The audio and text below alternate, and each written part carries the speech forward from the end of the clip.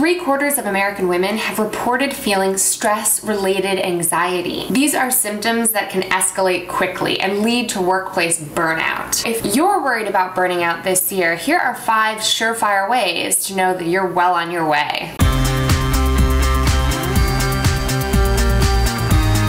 Hey everyone, Emily here from Bossed Up. New studies have shown that depression and anxiety can be linked to our structural pay gap between men and women in the United States. Amongst men and women who were making comparable salaries, rates of anxiety and depression were almost the same. But for women who are paid less than their male counterparts for doing similar work, they're 2.5 times more likely to be diagnosed with depression. Anxiety disorders, as many of us know, are no joke, and burnout isn't either. Burnout is not just this feeling of being exhausted or overworked. It's a state of chronic stress that can lead to way more serious mental health disorders down the road. Here are 5 common ways that we set ourselves up to burn out. Number 1, take on way too much at once. So many of us feel like having it all means having it all right now. As we talked about in earlier videos this year, it's so important to prioritize and tackle your goals one at a time. Number 2, you're too busy for exercise. Because let's be real here. When our schedules get full, the first thing to go is that Zumba class or a morning run. I get it. Sleep is important too, and I'm not saying that that's what we should sacrifice either, but we have to remember that we're exercising for sanity, not vanity. This isn't just about fitting into our jeans on Saturday night. This is about keeping a clear head and staying on the emotional up and up. So if you want to prevent burnout, you've got to get in that workout. It doesn't need to be a 2-hour sweat session at the gym. It can be as simple as a 10-minute stretch or taking a walk to work instead of grabbing that Uber. Whatever it is, get regular exercise in to keep burnout at bay. Number 3, work harder and for longer continuous hours. We have been traditionally taught that the longer and harder we work, the better our outcomes. That's the kind of work that's affected by the law of diminishing returns, an economic principle that's really quite simple.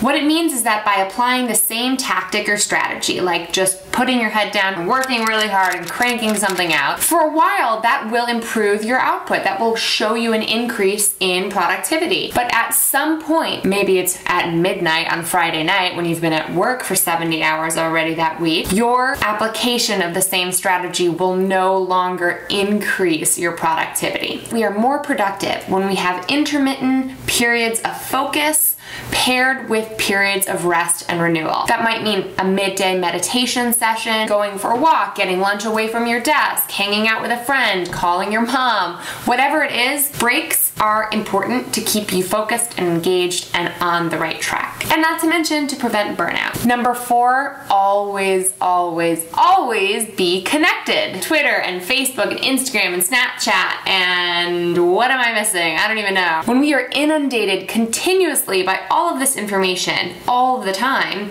we don't have any brain space left for ourselves.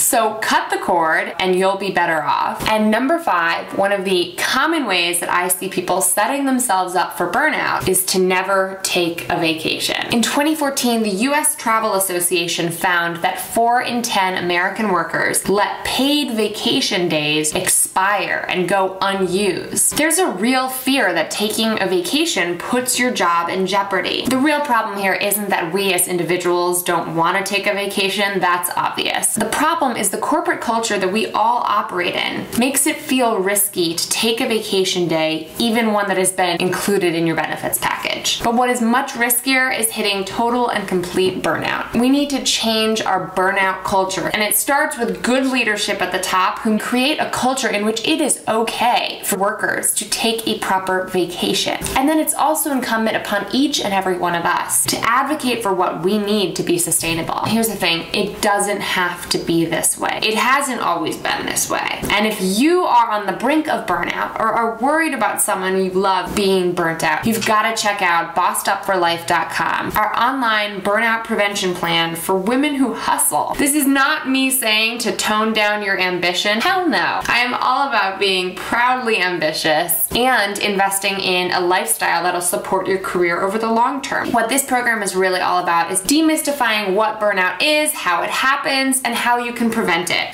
Take the Bossed Up or Burnt Out quiz right now at bossedup.org/quiz to find out how burnt out you might be. Weigh in on the comments below to keep this conversation going so we can continue to share resources and be that community that lifts as we climb.